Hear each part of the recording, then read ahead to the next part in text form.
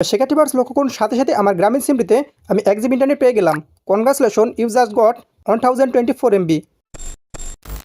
গ্রামীণ সিমে 1 GB internet কীভাবে সম্পূর্ণ ফ্রিতে নেবেন?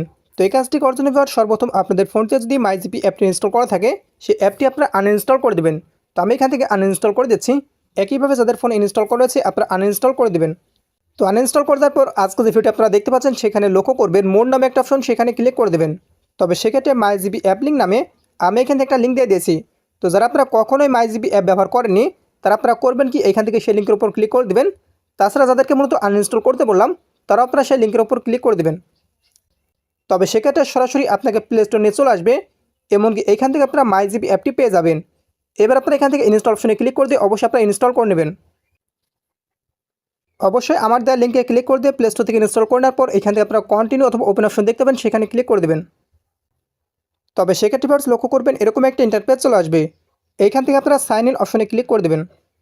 এবার এইখান থেকে যদি আপনার গ্রামীণ সিমটিতে নেট কানেকশন চালু করা থাকে তবে সেক্ষেত্রে ভার্স আপনার নাম্বারে দেখতে পাবেন, এমনকি কন্টিনিউ লেখা দেখতে পাবেন, সেই কন্টিনিউ উপর ক্লিক করে দেবেন।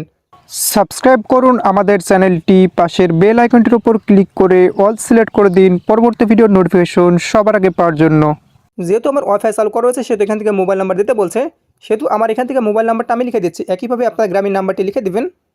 তো মোবাইল নাম্বারটি লিখে দেওয়ার পর এইখান থেকে আপনারা কন্টিনিউ অপশনে ক্লিক করে দেবেন। তবে সেক্ষেত্রে ভার্স আপনার নাম্বারটিতে একটা ভেরিফিকেশন কোড যাবে 30 সেকেন্ডের মধ্যে। তো দেখতে পাচ্ছেন এখান থেকে কোডটা বসে গেল। একইভাবে যদি আপনার সিমটা আপনার ফোনের মধ্যে থেকে থাকে তবে সেক্ষেত্রে কোডটা বসে যাবে, এমনকি অন্য ফোনে থেকে থাকলে অবশ্যই আপনারা কোডটা লিখে দিবেন।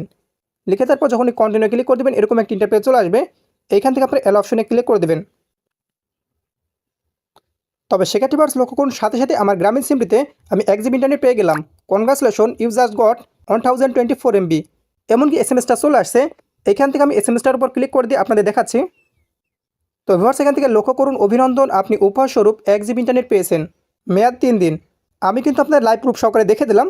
তো এখান থেকে আমি ওকে গট অপশনে ক্লিক করে দিচ্ছি। তারপর এখান থেকে আমি একটু রিফ্রেশ করে নিই।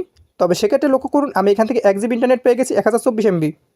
আরেকটি কথা ভিউয়ার্স, যদি কোনো কারণে আমার সেই লিঙ্কে ক্লিক করে দেওয়ার পর অ্যাপটি ওপেন করে এখান থেকে কোনো ধরনের এমবি না পান তবে সেক্ষেত্রে অবশ্যই আপনারা করবেন কি এখান থেকে আপনার ফোনের সব কিছু ক্লিয়ার করে দেবেন। তারপর একইভাবে আমার দেওয়া সেই লিঙ্কের উপর আবারও ক্লিক করে দেবেন।